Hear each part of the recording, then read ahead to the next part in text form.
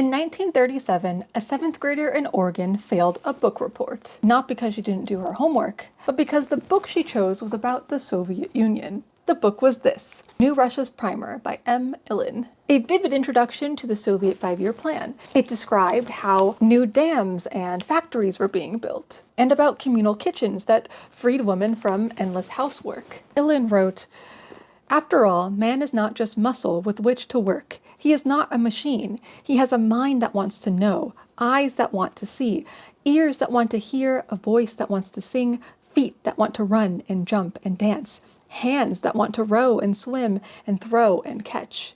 And we must organize life so that not merely certain lucky ones, but all may be able to feel the joy of living." Think about how inspiring that sounded to a child in the middle of the Great Depression, a world where ordinary people deserved joy, dignity, and leisure. The student wrote in her report, "I liked the idea of the five-year plan.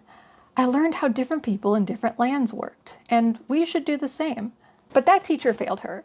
Writing across the paper, "This book makes ridiculous statements. They are lies. Soviet Russia is jealous of our progress." She was forced to pick a worthwhile book instead, an adventure novel, and only then she was given a passing grade. But this little incident, detailed in The Western Worker, shows how deeply anti-communist bias ran in US schools, even in the Great Depression when Americans were particularly desperate for alternatives, a time when many Americans also moved to the Soviet Union for work. But instead of letting children learn about real workers abroad, the system trained them to be, in the words of the article, good slaves and cannon fodder for the boss class. At least, I think that's what they meant. I believe there's a typo. And nearly a century later, it's a reminder education isn't neutral.